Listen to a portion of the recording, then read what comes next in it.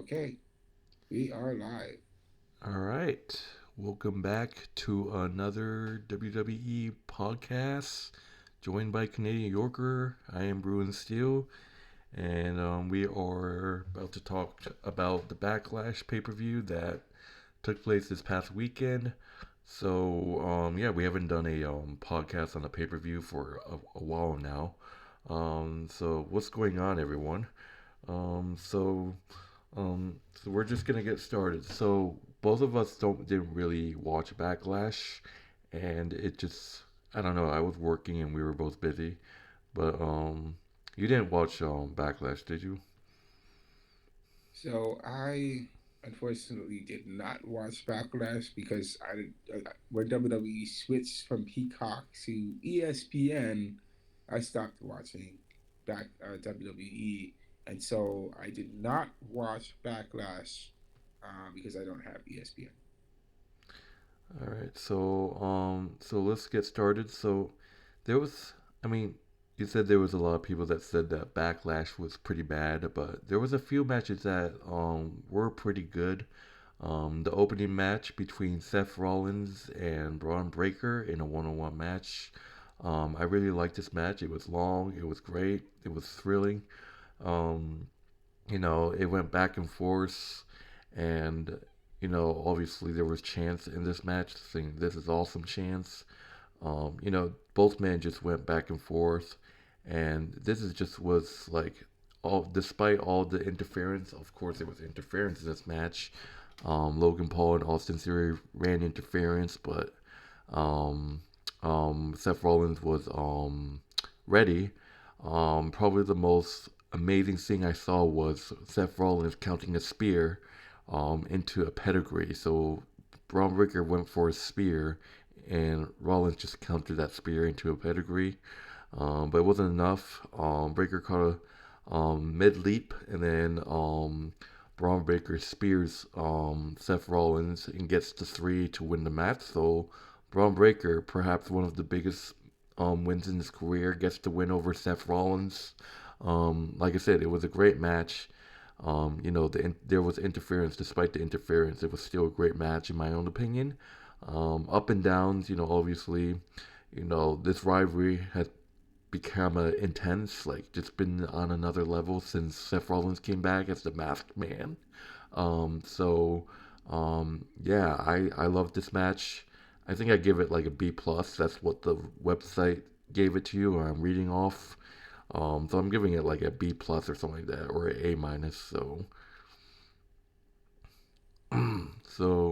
um, did you watch highlights or not really? What was your thoughts on this match? So I'm just going off of um, what I am hearing. I actually have not seen the highlights of what happened in this match, but after hearing that, you know, that Stormbreaker and Logan Paul and Jelly Wall tried to interfere in this match against Seth Rollins, it makes it, to me, it seems like I think Seth Rollins knows as the type of person he knows what it's like to ambush people, and I would say it will be kind of difficult to try to pull off ambushing Seth Rollins when Seth Rollins has done that for the majority of his career and knows how to pull off those types of tricks. Um, I would say that this match seems to be a, a pretty good solid start to the beginning of Backlash, and the match between them was a pretty entertaining one, and neither of them gave it their all, and made sure that you know, that one of them was able to come out the winner and be successful. So my point for Braun Breaker now is what is going to be the next step in his career, and where should he be going? Um, who is he going to challenge for the championship next? I think Braun Breaker could be the guy that can take his division to the next level. and he does deserve to be champion again. As for Seth Rollins, what's the next step for Seth Rollins? I believe that this feud is not over yet between them, and there's still much left to be seen. All right. Yeah, I agree with you. I don't think this feud is going to be over as soon as possible. I think it's just going to keep going. So, moving on to the next match, we got like Trick Williams defending the United States title against Sami Zayn. This has been going for quite a while now. The whole gingerbread man gig is getting boring. It's weird. It's kind of funny sometimes, but it's weird. Yeah. Um, Sami Zayn and Trick Williams. This is actually interesting. Um, Honestly, I kind of expected Trick Williams to win. It's like Trick Williams is great coming from NXT and winning a title and beating a guy that's been around the main roster for like in forever. Um, Trick Williams defeats Sami Zayn. Um, Once again, Trick Williams defeats him, retaining the United States title. There was interference in this match too. Trick Williams' boy, Yafty, I forgot, I don't know who he is exactly. Um, but it just so this is interesting because I think this is the first time in history this has happened. Probably happened before. This is the first time. I don't know if the rumors are true. I just saw an article about it, but I don't know if it's true. Like it actually happened. But this is the first time we had a double churn. So we have a double churn. It said that there was a double turn in this match. Sami Zayn was a face going into this match, and Trick Williams was a heel going into this match. And like I said, there's rumors saying that we had a double turn in this match where Sami Zayn just turned heel, and then Trick Williams as a babyface. So both men just kind of both turned. So like Sami Zayn's going to be a heel now, and then Trick Williams a babyface. So you can hear people booing for Sami and cheering on Trick. So it's kind of like slowly going into that double churn. Officially on the WWE site, it says that Sami Zayn is a heel and Trick Williams is a babyface. That's kind of crazy to think that I don't know what is the storyline or whatever, but don't get me wrong, I'm kind of not surprised this happened because Sami Zayn, ever since he won the U.S. title, he's been getting booed. Trick Williams had been getting cheered. So that's just the same. Yeah, Trick Williams defeats Sami Zayn to retain the title with a double turn, which I hope is right. But like, I heard an interview saying that Sami Zayn said that he's not a heel yet. He just like slowly, but I'm not sure what to believe. I mean, it is kind of interesting that one would have a double turn between Trick Williams and Sami Zayn. Um, as from a wrestling standpoint, I believe Sami Zayn does want to get his title back and and be successful. Um, I also think that um, for Trick Williams to win, it's a positive win for him. It's a great win for him in the next step as himself as a WWE wrestler.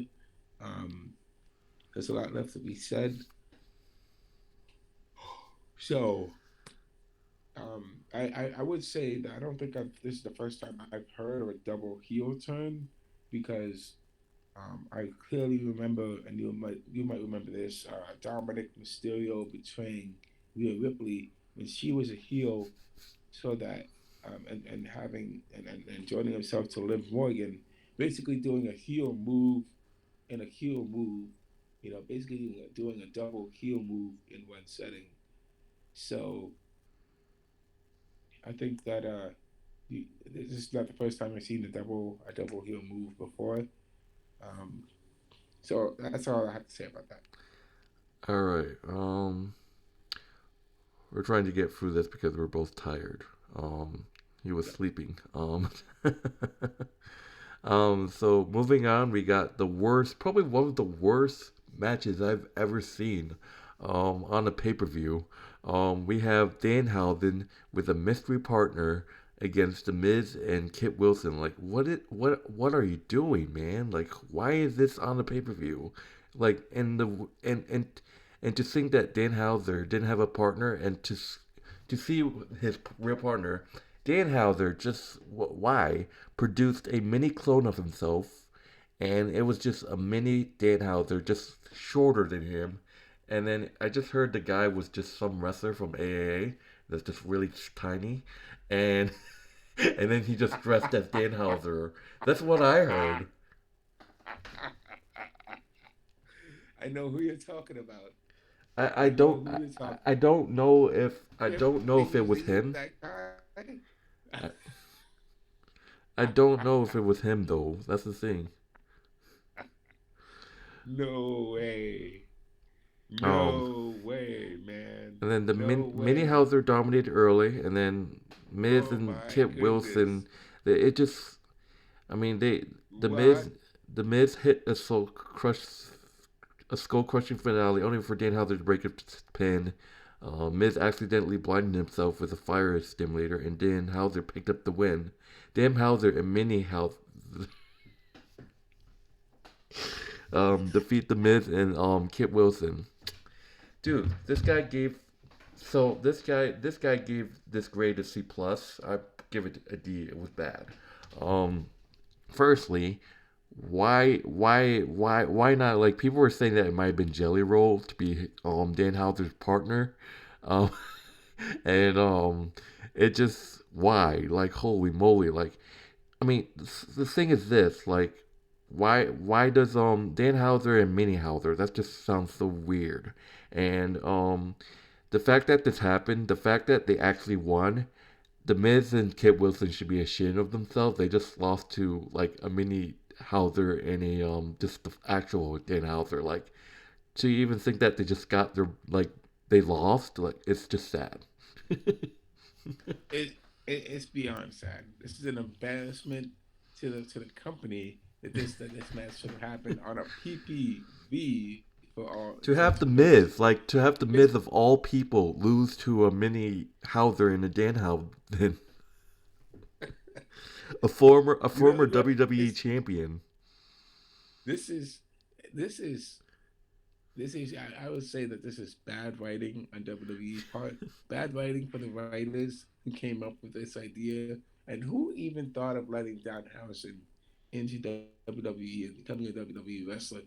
I just think that this whole thing with just basically getting an unknown wrestler coming from another place, another company, to come in and to do his thing as a wrestler. You expect him to be a powerful guy, a strong guy, but to me, he's like another like a regular dude. Um, I would say that I can't believe that they used the wrestler, the AAA wrestler um, from in WWE like this, because he had a really good segment with himself and almost when he was on his brand of TV. It would have made more sense if they had Kip Fisto with and and and and the Miz versus Omos and Dan Harrison. Like, I can see that playing out right there. And I know Omos is not cut from WWE yet, but he's still active, or he's still there on the roster. Um, but it is what it is.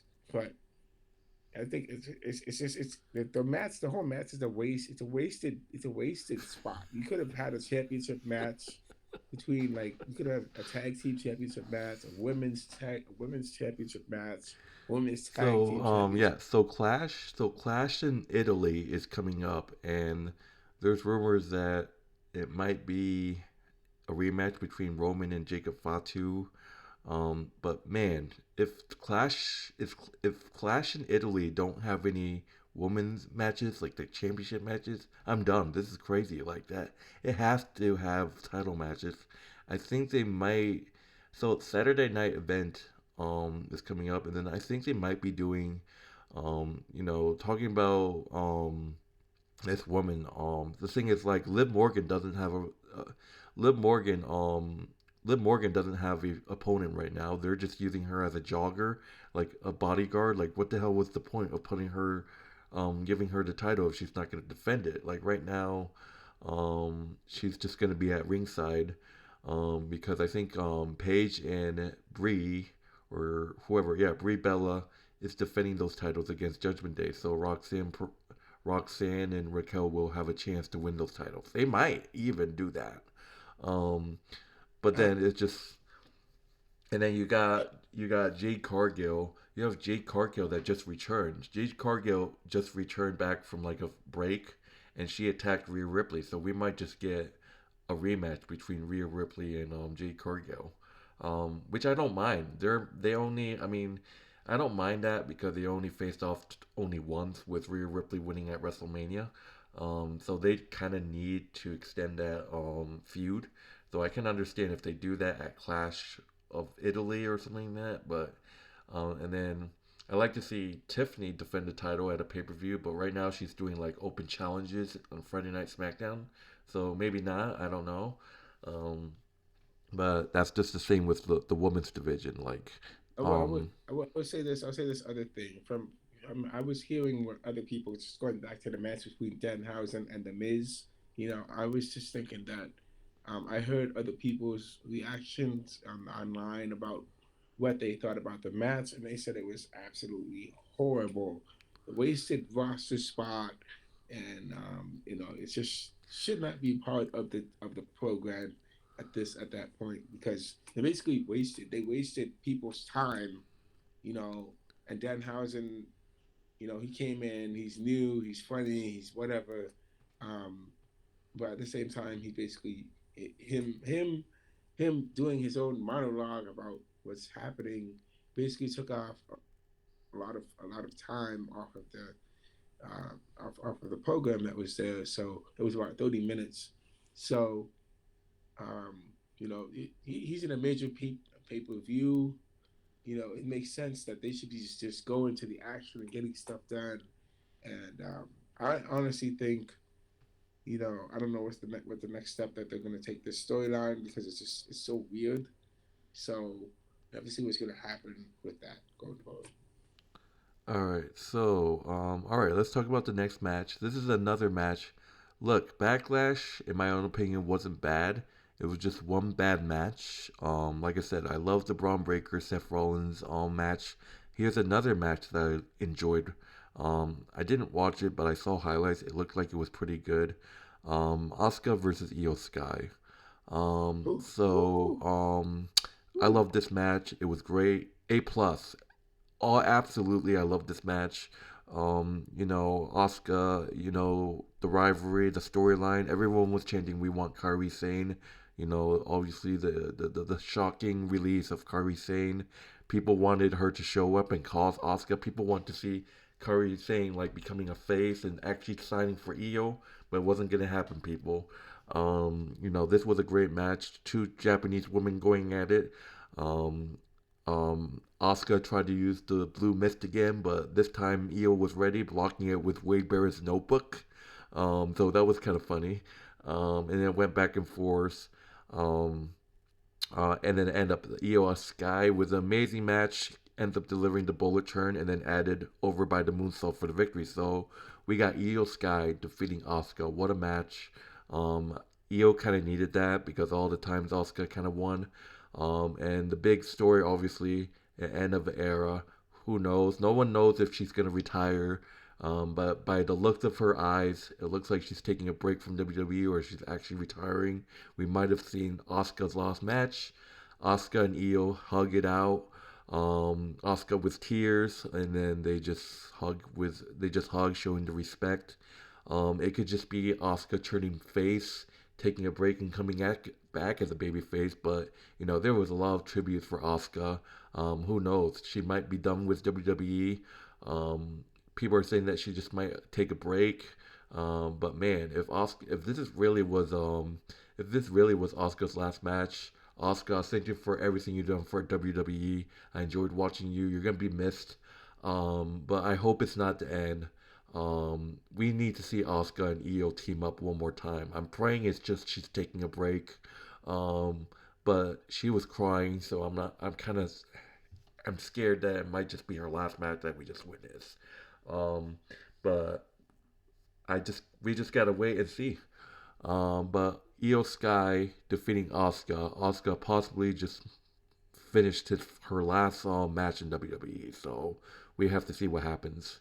And I feel for Io because she lost Kairi, she lost now Asuka, if that's true, and she lost Rhea Ripley. So, um, any thoughts?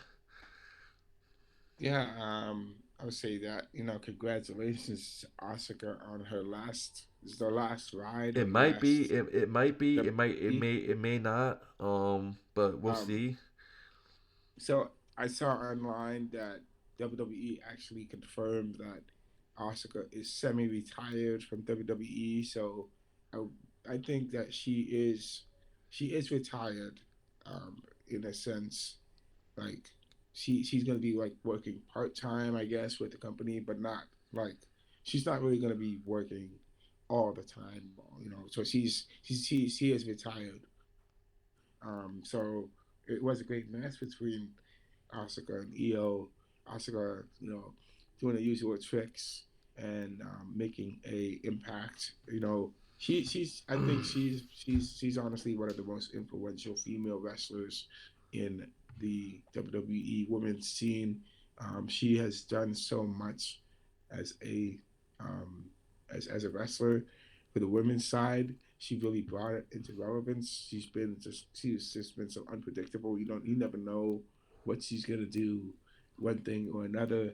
Her I would say her heel turn and her joining the Damage Control was one thing that really elevated Damage Control to become the most powerful teams of its era. For that short period of time that they were together, I would say Damage Control was on top of the world, man. And her being with Damage Control really elevated them to the next level. Um, it's just so sad to see her go, and under the conditions that they're in right now with WWE, under being under the horrible management that they're under, and just horrible management. Everything is bad with WWE. The products is horrible. Um, Asuka's just made her mark and left it there. Everything in the ring, and even with her losing Kyrie Sane, because Kyrie Sane is so pivotal in this matchup between with her and Io Sky, it just seems it with Io gets the win, but it just doesn't see it's not the same. It's not the same because all the Dead Control members are gone. Most of them are gone. Dakota Kai is gone. She got released. Kyrie Sane got released. It's only Asuka's retired. EO is the only one there. Bailey and EO are the only ones left, and unfortunate, you know. Um, but that's the way things are in the business. So, you just have to deal with it and find ways to move forward despite the difficulties. I would say that with Rhea Ripley um, being doing her own thing, I would say that it was good while it lasted. And it would have been kind of interesting to see how Rhea would have been there too with helping her against Asuka. But I really like the idea that was just between Asuka and Io Sky. That really summed up their rivalry and their matchup together. So that I like that. That was a beautiful ending. All right. So main event, we got the World Heavyweight Championship, Jacob Fatu and Roman Reigns, a rivalry that's going just nonstop. It just kind of started. The history between these two cousin in the Samoan family. There's like they're actually cousin in real life, so it's crazy to see. Obviously this rivalry just started off with Roman hitting the super punch and Jacob Fatu kicking it too. I saw Roman go through the announce table. It just went back for. There was a lot of near falls. They went back and forth. Rumors that saying that can the Usos show up in this match? Are the Usos actually going to turn their back on? We talked about this in the last broadcast. Like, is it possible that we see the Usos turn their back on Roman and side with Jacob? But they didn't show up. It just went back and forth. Roman Reigns eventually gets the spear and gets the win. Roman Reigns retained the World Heavyweight Championship, but post match, Jacob Fatu gets pissed off and he attacks Roman Reigns after the match with a Tongan death grip, nearly choking Roman Reigns out. Um, and this past Monday, we saw Jacob Fatu actually totally destroy the Usos and Roman. So this feud is not done yet, but Roman Reigns, you kind of expect that he wasn't going to drop the title in his first title defense. So this rivalry is probably going to go all the way to like maybe some. I'm hoping it's just a small rivalry. It's hoping like maybe to Clash in Italy. They're probably going to face off in Clash in Italy. Who knows? Do you think is this the time? Everyone's asking, is it about time? I mean, I know that Jacob Fatu, I think he held the United States title. But is it about time that we put a main event title on Jacob Fatu, like the World Heavyweight Championship? Do you think it's time for Jacob Fatu to hold a bigger title than the United States title? Obviously Roman, he's been there, but I mean, is Jacob ready? I mean, he's. I think Jacob will be a great champion, but we saw Jacob Fatu as a face and then a tweener, and now he's officially a heel after attacking Roman. So you got that heel versus face kind of rivalry going, so which is nice. It's always gonna happen in WWE. So Roman survives, but at what cost? With Jacob attacking him after the match. It's not gonna be the last we're gonna see these two fight over the title. Um, I mean, it might just be a man's dream to feud with your cousin over a title. That's probably your childhood dream. Just so, any thoughts? What? Um, I would say that this is the beginning of a rivalry between Roman and Jacob Fatu because Jacob Fatu was Roman wasn't really involved in Jacob's rivalry with Solo Sokoa and and himself. So I would say this is the first time that this rivalry has came to be. I would say probably had its genesis back when the the Jacob Fatu and Solo were going against the bloodline, the OG bloodline. So, in honesty, I think this is just the first of many clashes. As for your question, as for is Jacob Fatu ready for the bigger championships? I would say he has to win some more championships first before he can go for the world heavyweight title. He still has to win the intercontinental title championship and hold it for himself, and he also has to. Well, of course, he does have to win the world heavyweight title and the WWE championship, but I would say right now he can't do that right now because um, he is where he is. So I would say that he's not ready for the world heavyweight championship right now. And Roman Reigns is obviously he has his aura, he has his ability to make a difference in the ring and outside the ring. He can make things um, he can elevate stories. So for Roman Reigns, we can't count out Roman Reigns and how he's going to be able to put a good story together and really shape the the future of the I would say that the future of the picture of the world heavyweight title scene. Um, it makes sense that I think Roman. It's good that Roman won, and Roman can now take the world heavyweight championship to its next level where it has to be at. And as for you know the Usos getting involved in Roman Reigns' business, I would say that they don't have to necessarily turn heel on Roman yet. We've seen them turn heel before. We've seen um, them turn against Roman, but I would say for them to turn against Roman again, it doesn't make sense right now because these they could. I think Jimmy Uso right now. Jimmy Uso needs some love. Jimmy Uso once he comes back from being on a hiatus his with his new son. Jimmy Uso needs a push. He needs to win some singles matches. I think Jay Uso has won singles matches, so Jimmy Uso needs to do that. And you know, he just has to keep on improving. So that's all I have to say about that. So All right, so that's Backlash. So yeah, it was there was probably only one terrible, horrible match, which was the damn Hauser match. But I like the other three; they were great. I mean, people say Backlash was terrible, but I think that the three. I mean, there was a lot of good matches besides that damn Hauser. So I don't know why. I mean, I don't know overall what people saw about like the Roman match. I mean, people probably didn't like that Jacob Fatu turn on like attacked Roman. I mean, it's a feud. I don't know if they said that like the whole pay per view overall was bad or just that match.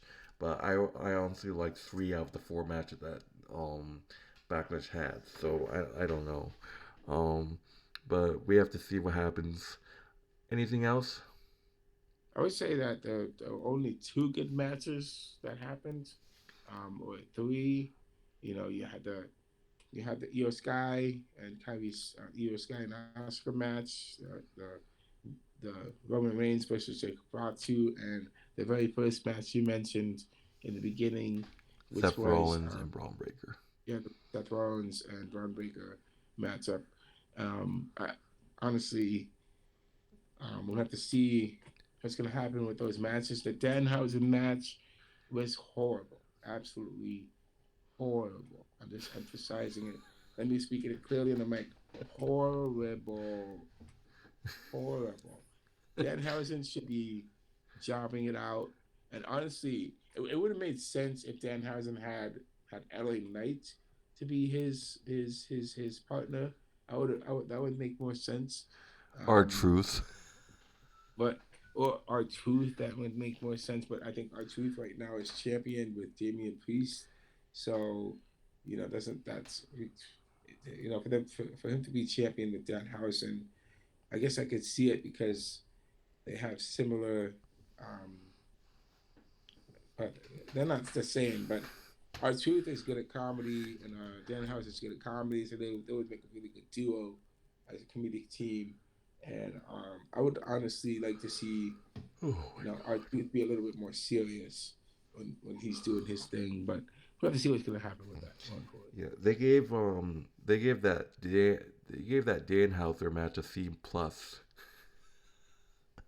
Yeah, it's bad. It's bad. Yeah. There's no way they can escape this. They cannot escape this. Like, Can't are escape they it. just gonna keep? They're just gonna keep having Danhauser feud with Kit Wilson and Miz. Honestly, that is not what is going to draw. That's not going to draw their valued customers. You know, it's not going to draw the fans. It's not going to draw So nobody. like, So they have to. who's Danhauser gonna feud with next? Jacob Fatu. Oh God, no, no, It's like, bro. so sad. Dude, what would be funny if Danhauser feud was like Logan Paul and Austin Theory? I could see that happening, but I just can't. I can't see that happening because Danhausen is. I think he's a silly character. He's a silly wrestler. So I just want to see Danhauser. I want to see Danhauser feud with Otis and Tozawa. That'd be funny. actually that There's would be rumors okay. actually. There's rumors. So this is something that they've been doing this for backstage. So if you guys notice something, Maxine Debris is hanging out. Maxine Debris is hanging out with Division a lot. So there's kind of like a tease that Maxine Debris might leave the Alpha Academy and then she'll join the Vision. But Maxine Debris as a Paul Heyman guy, I don't see it. Like I don't understand. I mean, they're teasing it. You see Maxine Debris and Austin Theory talking, like in a backstage segment or like just in the background. You see Maxine Debris sitting with Austin Theory, waiting for Austin Theory to get into a car. You see Maxine Debris sitting with like Austin Theory. Is like, what angle is this? Does this mean something? Is Maxine Debris gonna somehow? Do you think you're gonna have like Division versus Alpha Academy, and you have Maxine Debris just completely betraying Tazawa and Otis? Could Otis actually get his heart broken before? If you guys remember the whole Mandy Rose storyline with Dolph Ziggler, is poor Otis gonna get his heart broken again by having Maxine betray him and go for like Austin Theory? And that's a love triangle again. Well, imagine if they do that. Otis, Austin Theory, and Maxine Debris. Is this a love triangle again? Ugh. I mean, they're basically throwing everything they can to make things work. So Alpha to Academy be versus to be Division, honest, I wouldn't let's see mind that. if I wouldn't mind if Maxine Debris joined Division. I think it's about time that Maxine kind of makes. I think it's about. I think it's she's due for a heel turn. I think it's been so long since we've seen Maxine Debris become a heel because her last heel run was just a complete joke. The only heel she was just some with models or where Maxine models, whatever, and she was a heel. She was a heel, and she didn't really do much. I think I like to see a much more darker side where she's more serious. Like she actually wrestles, act like a heel, win matches, wins the championship. I think I like to see Maxine Debris do that because, like I said, her last time she was a heel was during the pandemic, like way before the pandemic. And it was terrible because she didn't wrestle at all. She was just a heel that got booed at. Um, so I think I like to see a change in Maxine's character. I think like this time she's a heel. She's more serious. Like she's not playing around. She's actually a vicious heel that wrestles and wins, and she's part of a faction. Like, do you think the thing is like, is she gonna join the Vision? Like, I wouldn't mind that, but is she really a Paul Heyman girl? I don't know. Everyone thought that Becky Lynch was gonna be the first ever Paul Heyman girl, but that didn't happen. So, do you think maybe secretly Paul Heyman's a fan of Maxine Debris? Do you think they're actually doing the storyline with Maxine being the first Paul Heyman girl? I'm not I seeing get, it, but it's like it'd be pretty cool though if Maxine Debris was a Paul Heyman girl, like just more serious, have an advocate like Paul Heyman. I never seen Maxine Debris and Paul Heyman like interact, but yeah, I get it. I get it. I do think that Alpha Academy is due for a change. I think Maxine, honestly, it would make sense for Maxine to leave Alpha Academy because honestly, Otis and Tozawa have not done much in ever since last time I checked. They didn't do anything. They haven't done much. They never went for the tag team titles. Maxine never went for the singles. Becoming a champ. Challenging for a Maxine. championship. No, There's rumors that Maxine might renew her rivalry with Becky, but more serious. You might have a heel Maxine versus a babyface Becky, which I don't know if that's gonna work out.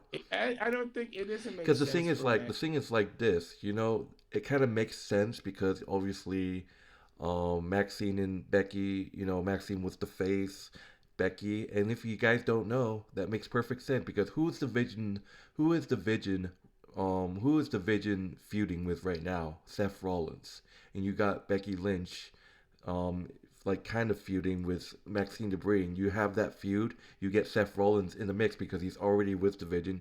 You have Maxine join Division, and you have like Becky Lynch be the face with her husband. And you kind of have like Maxine and Becky going at it. This time Becky as the face, and then Maxine with the as the heel. But then you have like Maxine get the edge more. Like you have Maxine beat Becky for the title, and then it's just all and then you still have the Vision feuding with Seth Rollins. You can do a whole like Seth Rollins and Becky versus like Maxine and whoever, Logan Paul or Austin Theory or whatever like that. But that could happen. We'll see what happens. But thing is, do you guys see? Question is, do you guys see Maxine Debris be a Paul Heyman girl? I can't see it, but I think it'll be interesting to see like Paul Heyman by Maxine Debris' side. I think it's a good thing because Maxine needs that experience. She needs that coaching, and Paul Heyman is a perfect person that can help her to really get to the next level. I would definitely. It makes sense that Maxine Then that would means do like that. you have like Paul Heyman, Austin Theory, Logan Paul, and Braun Breaker. Do you think Maxine can be in part of it? Like that means like Braun Breaker and I think. Maxine together? Ugh. I'm like, what the I hell? think.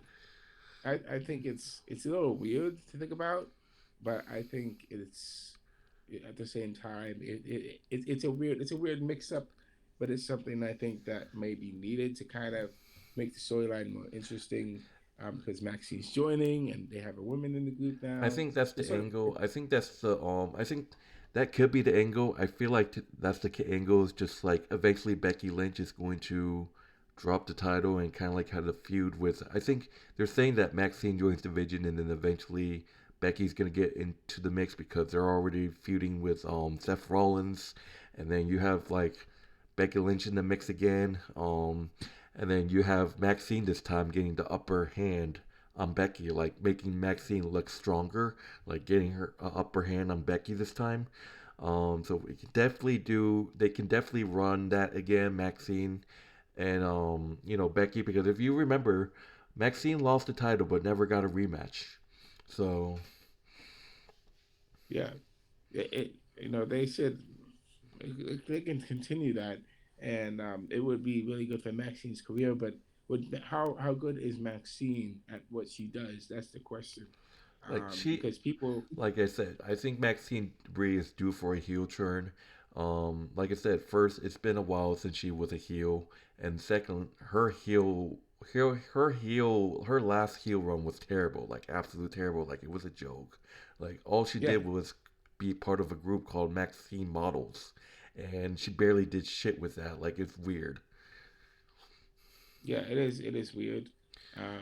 I would say the other thing is that now for Alpha Academy now that they don't have Maxine in the group, You I can would have like to see a more. you can have just like you can have Maxine betray them and then the Vision like kind of like feud with Tozawa and Otis, and then Otis can just find a new hot girl. That is true. Otis can. But Otis I don't can. But know. I have a strange feeling the WWE might release Otis and Tozawa. So yeah, well, we'll have to wait to see what the news is concerning that. all So right. you have. Anything else? I mean, free for talk. Anything else? No, I don't have anything else to talk about tonight. All right. So we're gonna shut it off, log off for tonight. Thank you guys for watching. My name is Bruce Steele. This is Canadian Yorker. Um, the video will be uploaded to my channel and then our wrestling channel, which was live stream. And yeah, Canadian Yorker's YouTube link will be in my video description as well as our wrestling channel. So good night, everyone.